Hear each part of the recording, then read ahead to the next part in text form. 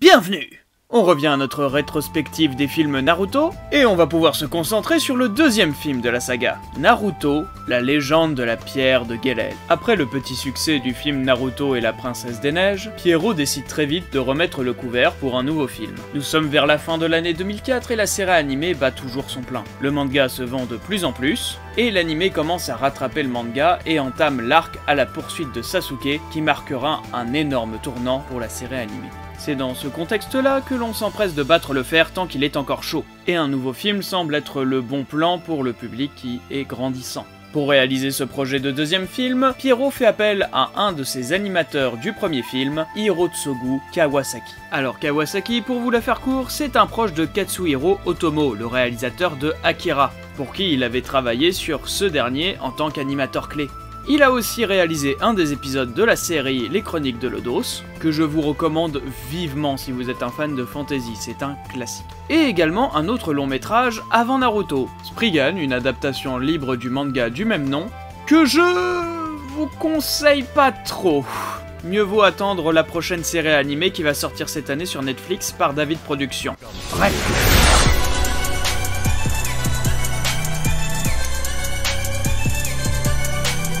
Bref, Kawasaki prendra également le poste de scénariste et de storyboarder, histoire d'avoir la mainmise totale sur ce film. Il sera néanmoins aidé au scénario par Yuka Miyata, une parfaite inconnue dans l'industrie pour qui c'est son premier scénario. Le film sortira le 6 août 2005, soit un an après le premier film. Voilà pour les présentations, maintenant on peut y aller, Naruto et la légende de la pierre de Gellel.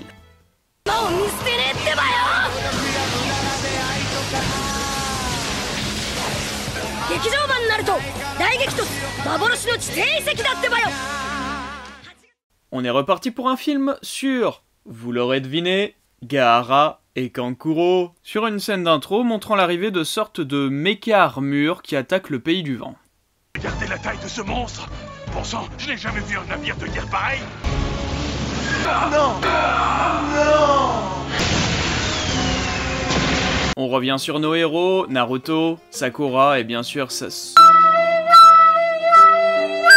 Shikamaru, qui ont pour mission de retrouver un furet, pour vous dire qu'on est sur de la grosse action sa mère. Ils le capturent et comme vous pouvez le voir sur les images, il y a un nouveau truc. En effet, l'animation est beaucoup plus cartoon que le premier, les mouvements sont plus exagérés, les chara-design parfois moins détaillés en arrière-plan, ce qui donne vraiment l'impression de voir une version alternative de Naruto dans son animation. Après, est-ce que c'est beau ou non? On y reviendra. Remarquant le calme étrange des environs, nos héros vont enquêter et très vite, c'est le temps de la bagarre. Naruto en nique un et se retrouve face à un chevalier d'argent. Le combat se fait avec des moments vraiment géniaux et d'autres... Après un gros clash, Naruto est séparé de son groupe et se réveille chez le groupe des gitans du coin. Tiens pas ta famille! Vous tranquillez! C'était Samu qui le cherchait! Je viens avec le bâtard! On découvre en effet que les gitans étaient en fait les commanditaires de la reprise de ce furet, qui se révèle être une sorte de dieu légendaire immortel qui semble bien apprécier notre chevalier au nom de Temujin. Ce dernier fait un rêve nous laissant entrevoir son passé et... Après leur séparation avec Naruto, Shikamaru et Sakura vont enquêter sur le vaisseau volant qui est apparu pas loin. Ils découvrent avec effroi que les hommes crabes sont contrôlés par des sortes de machines connectées avec des enfants. De plus, les occupants du vaisseau semblent venir d'un lointain continent, qui n'a rien à voir avec le monde des ninjas que l'on connaît. On revient sur le camp des gitans que Temujin semble pressé de quitter, et ça tombe bien parce que pile à ce moment-là, un gamin tombe d'un arbre. Temujin le rattrape et l'empêche de se faire un bleu, et il vient carrément crâner en disant qu'il lui a sauvé la vie. Désormais c'est fini. Je ne dois plus rien aux habitants de cette caravane. Naruto le poursuit et Temujin décide de lui présenter son maître trop sympa, même qu'il est super gentil, même que c'est le meilleur de toute la Terre, Maître Aito. Un méchant vraiment original et charismatique, vraiment se baser sur le modèle de Elton John pour créer le design du méchant, franchement c'est osé et je salue la prise de risque. Aito se présente comme un être non violent qui déteste la guerre. La guerre est mal, la guerre tue, et la guerre fait du mal aux gens donc. Il faut créer une utopie où il n'y a pas de guerre, pas de problème. Oh, quelle profondeur. Aido, après ce speech, lui propose de le rejoindre, mais Naruto refuse gentiment son offre. Et grosse alerte. Gaara et Kankuro se sont infiltrés dans le vaisseau et révèlent à Naruto que Temujin et son vaisseau viennent d'un autre continent et ont attaqué le pays du vent. Et oh, ouais. I do not wish to be horny anymore. Bon allez, on l'attendait encore. Bagarre. Bagarre d'ailleurs qui promet d'être originale vu que nos méchants viennent d'un autre continent, donc une autre culture, et ils connaissent aucune notion de jutsu. Ah ouais, j'ai vraiment hâte de voir ces nouveaux pouvoirs. Alors voyons, du genjutsu. Ouais, mais ça s'appelle pas le genjutsu, ouais, mais sympa, mais déjà vu, non? Et pour l'autre du coup, c'est quoi le pouvoir? C'est de l'électricité. Ouais, du Raiden quoi, mais c'est pas... J'ai déjà vu ça dans le monde de Naruto, je veux dire, c'est quoi le délire? Ah non, regardez, il se transforme en monstre, en monstre dégueulasse. C'est original, à défaut d'être intéressant. Oh, et regardez, Kankuro et Naruto sont tombés dans l'eau. Ah. On enchaîne avec les ruines du camp des gitans qui s'est fait attaquer. Shikamaru s'interpose, mais madame se transforme en loup et s'enfuit. Je cherche plus à comprendre. Le roi des gitans est sauvé et Shikamaru essaie de l'interroger sur les pierres de Gelel. Mais si, vous savez, le nouveau MacGuffin magie à la con du film là. C'est aussi la nouvelle source de puissance des méchants et de Temujin. C'est pour ça qu'il est aussi puissant et qu'il guérit à la même vitesse que Naruto. En quelque sorte un réceptacle de cette magie. On a un flashback sympa sur le passé de Temujin, avec la destruction de son village, sa quête avec Aito et le sacrifice de ses amis qui alimentent les armures qu'on a vues plus tôt. Temujin se fait ensuite capturer, et on nous révèle enfin toute l'histoire sur les pierres de Gelel. Pour vous résumer, les gitans et Temujin descendent sans aucun doute d'un même clan qui avait trouvé les pierres de Gelel il y a fort longtemps. Ils avaient une puissance magique qui permettait de faire pousser les arbres à fruits, créer des puits qui ne s'assèchent plus, l'immortalité et un croissant et un café offerts. Évidemment, un tel pouvoir a amené le clan à se faire la guerre, et peu ont survécu. Les pierres furent cachées et non détruites, car seul un membre de la famille royale du clan, pour je ne sais quelle raison, peut les détruire. Temujin leur rétorque que le pouvoir de ces pierres sont avant tout des outils, et que tout dépend de comment on les utilise, et que pour lui, Aito en fera forcément bon usage. Et cette réflexion, elle est grave intéressante en fait. Mais bien sûr, ça sera pas plus approfondi que ça, heureusement qu'on repart sur de l'action. Temujin se délie de ses liens et kidnappe un gamin qui pourrait servir de bouclier humain face à des kunai, et le roi des gitans pour qu'il lui indique où se trouvent les pierres de Gelel. Il trouve l'endroit et Temujin prévient les siens. Par le pouvoir du crâne ancestral. Naruto et compagnie les poursuivent, tous les acteurs se rencontrent au même endroit et... Ils se font vite rejoindre par le vaisseau de Aido. Naruto nous refait son talk no jutsu que je vais vous résumer ainsi. Pour créer une utopie, il faut forcément des sacrifices. Ah bah non, c'est pas cool parce que moi, j'ai toujours été seul mais j'ai fini par trouver des amis. Toi, tu commences à me baver sur les rouleaux.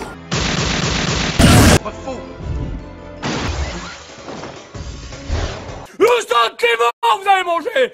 Mais est sauvé in extremis par Maître Aido, le bon, le juste, le gentil tout beau, qui finit par révéler que lui aussi a des pouvoirs grâce à une pierre de Gelel, et que toutes ses connaissances viennent du livre de Gelel, disponible dans tous les marchands de journaux de votre région. Ah, et c'est lui qui a attaqué le village de Temujin, C'est pas vrai. Je trouvais cela curieux, mais en fait tout s'explique. Pour vous procurer cette pierre de Gelel, vous avez détruit le village de Temujin.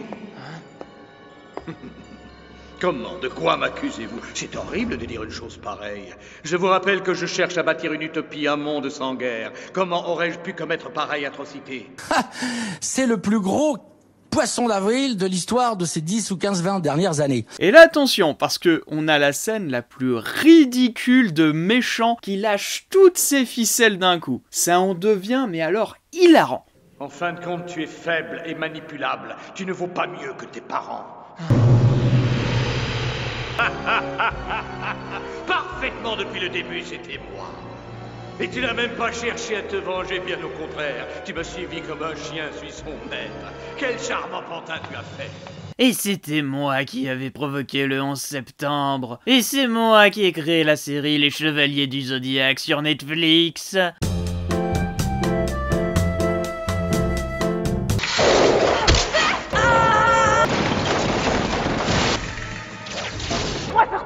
Laisse-moi sortir, je te dis.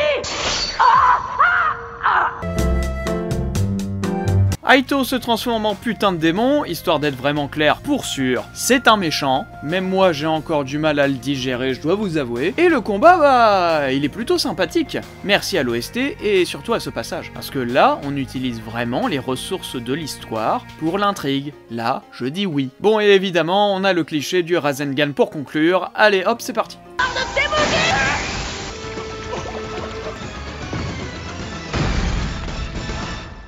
Le méchant est battu, mais le temple tombe en ruine et risque d'avaler la moitié du continent avec lui. Le seul moyen d'éviter ça, c'est qu'un membre de la famille royale invoque un putain de trou noir qui absorbera tout. Évidemment, l'invocateur ne peut revenir vivant. On assomme Naruto et Temujin prépare l'invocation pour se racheter, et alors on a ça.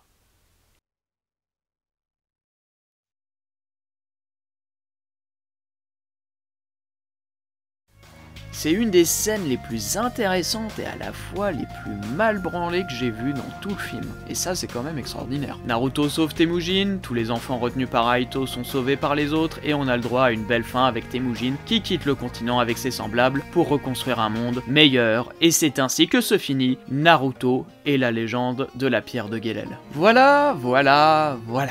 Je sens qu'encore une fois, je vais pas être d'accord avec toutes les critiques qui ont été faites sur ce film. Puisque dans la trilogie des films Naruto, on considère celui-ci comme le meilleur et vraiment un très bon film, sur lequel quelques fans regrettent qu'il ne soit pas canon à l'animé. Je trouve ce film vraiment pas bon. C'est pour moi un nouveau constat d'échec de Naruto au cinéma. Si ce film se veut bien plus original que son prédécesseur, il se retrouve encore confronté à bien des soucis qui l'empêchent de se hisser au rang de bon film. Par contre, il faut bien avouer une chose, c'est sans doute le film Naruto le plus ambitieux que j'ai pu voir. Et ses idées ont toutes un énorme potentiel dans le lore de Naruto. Déjà, créer des ennemis complètement différents et extérieurs au monde des ninjas, je trouve ça vraiment brillant. Ça permet de confronter Naruto à d'autres ennemis que des ninjas sortis du village de mon cul, qu'on voit déjà dans beaucoup trop de HS de l'animé. Clairement, ce film est celui qui étend le plus le lore de Naruto en nous révélant l'existence d'un autre continent, se rapprochant bien plus des us et coutumes européennes que asiatiques. Et ce n'est pas la seule culture dont on fait référence. Le peuple qui a découvert les pierres de Guelel se rapproche des Aztèques et leurs descendants ont une culture qui est plus en commun avec les peuples mongols. Les méchants aussi font énormément référence à l'imaginaire occidental. Je me foutais de la gueule des transformations, mais il faut savoir que ces transformations font directement référence à des œuvres cinématographiques, et surtout aux Universal Monsters. Mais qu'est-ce donc que les Universal Monsters, me direz-vous? Les Universal Monsters, ou Monstres de la Universal, est le nom donné à une série de films d'horreur, de suspense et de science-fiction, produite par la société Universal Pictures entre 1923 et 1960. Initié par les producteurs Carl Laemmle et son fils Carl Laemmle Jr., ces monstres ont fait le succès du studio en adaptant énormément de monstres de la littérature anglaise et française. On y retrouve les monstres aujourd'hui inscrits dans l'imaginaire collectif, comme Dracula, Frankenstein, la momie ou l'homme invisible, et bien d'autres. Et donc, chacune des transformations des méchants en monstres fait référence à un de ces films, que ce soit le loup-garou, Dracula, la femme gorille ou Dr. Jekyll. Du coup, on pourrait presque s'imaginer que nos héros se fritent avec les célèbres monstres de la Universal, et l'idée sur le papier encore une fois, bah elle est géniale. Je félicite aussi la volonté de vouloir sortir de la structure classique du récit de Naruto, à ce moment-là de l'animé. Pour rappel, après l'arc à la poursuite de Sasuke, l'animé avait beaucoup trop rattrapé le manga, et du coup, les producteurs ont donc décidé de produire du HS en masse, en attendant que le manga soit assez loin. Donc Naruto ne part pas directement avec Jiraiya pour s'entraîner et faire une ellipse de 3 ans, à la place il va faire plusieurs missions qui vont l'amener à avoir plusieurs aventures. La mission à chaque fois précise l'objectif de l'intrigue, et ici on a décidé de détourner ça. C'est l'aventure qui vient chercher Naruto dans sa mission, qui se retrouve très vite oubliée parce que les événements s'enchaînent à longueur de temps. Un peu comme à un Indiana Jones, ou à la poursuite du diamant vert. Même le réalisateur, Hirotsugu Kawasaki, s'est déjà montré très féru de ce genre d'histoire, se basant sur des artefacts mythologiques très puissantes. Dans son premier film Spriggan, très différent du manga de base, il faut se le dire, les héros tentent d'accéder à l'arche de Noé. On devine donc assez facilement que le réalisateur est assez féru de ce genre d'histoire et a essayé d'incorporer ça à Naruto. Mais jusque-là, je pense que vous commencez à remarquer une chose dans mes compliments, c'est que je salue surtout les idées, mais j'ai pas encore parlé de l'exécution. Déjà, mon premier souci, c'est la mise en scène. Si j'avais trouvé la réalisation et les cadres de Kawasaki plutôt bons dans Spriggan, ici je trouve pas mal de choix assez douteux et même assez ratés pour mettre en valeur l'animation. Alors attention, je dis pas que c'est réalisé avec le cul 100% du temps, il y a même des idées de cadres vraiment sympas, comme celui-ci dans le premier combat du film où on garde le plan fixe sur l'impact des coups de pied de Naruto pour être vraiment dynamique. Mais à côté, on a ce genre de plan qui donne l'impression d'être un jump cut. On a aussi ce genre de zoom dégueulasse qui n'a strictement aucun sens. Ces autres plans qui n'arrêtent pas de se répéter tout le long du film, où la caméra est très éloignée de nos personnages et nous laisse apprécier des dessins très simplifiés dus à la distance. Et je vous vois venir. Vous allez me dire que ce genre de perso moins détaillé, ça arrive dans tous les animés et qu'il y en a aussi dans le premier film et que de ce côté-là, j'ai rien reproché. La différence, c'est que très souvent, ces sujets simplifiés à l'extrême, on les retrouve dans la gestion des figurants, car clairement, on va pas se faire chier à détailler des sujets qui ne parlent même pas et qui font partie du décor. Dans ce film, ce que je reproche, c'est que les personnages simplifiés sont très souvent les principaux personnages de la scène, ce qui donne un effet très étrange, voire même dégueu. Donc,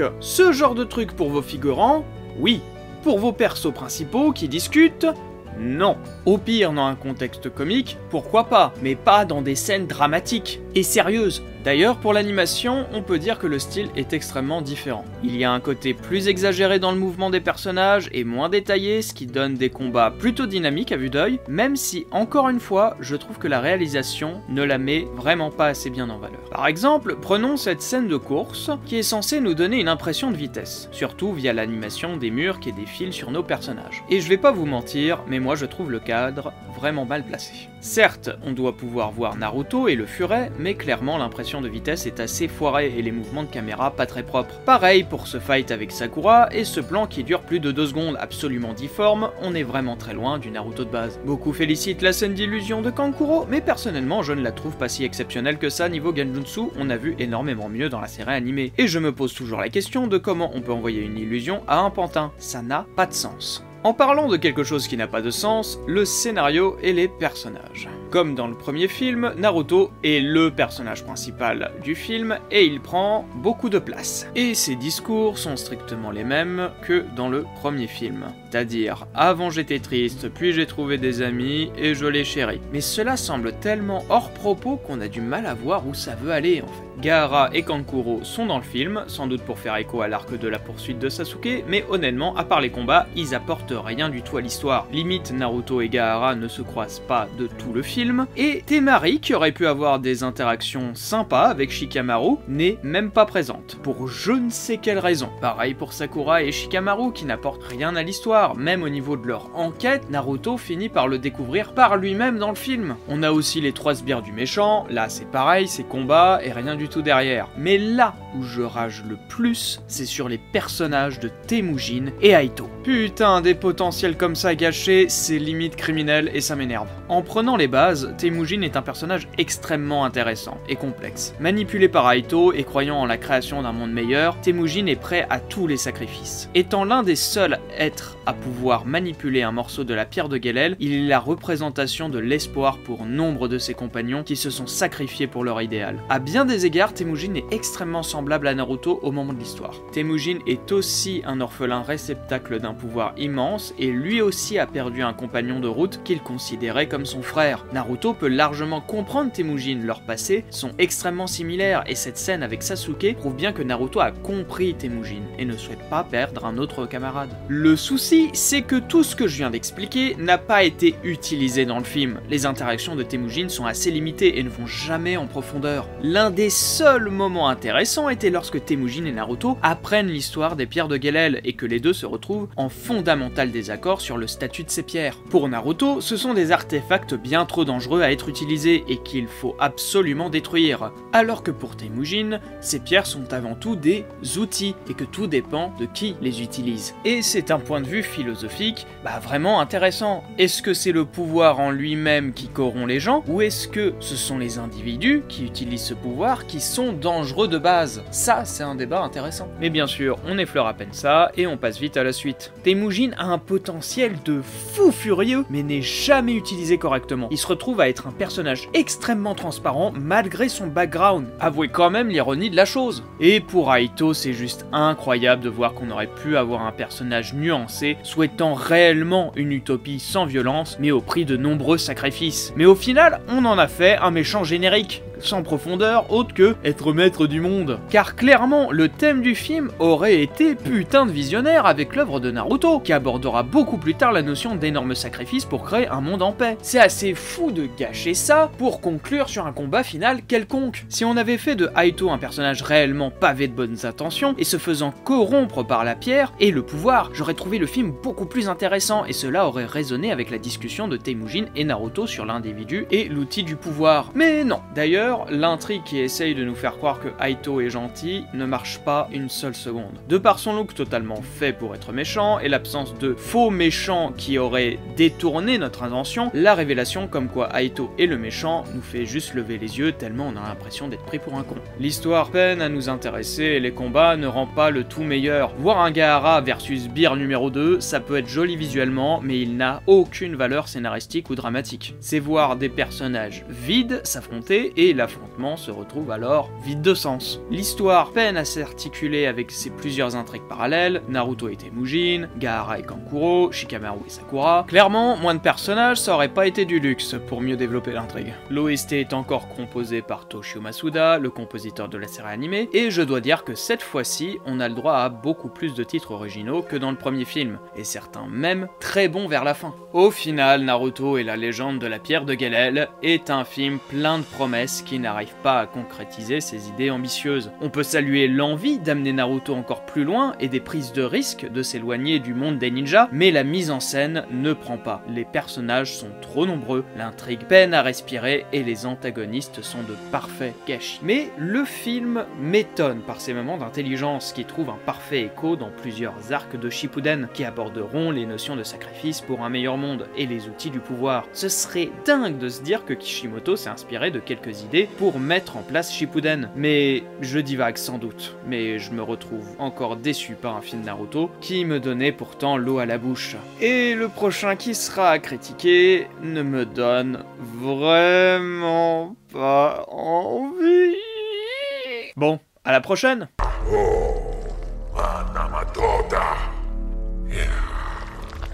Oh,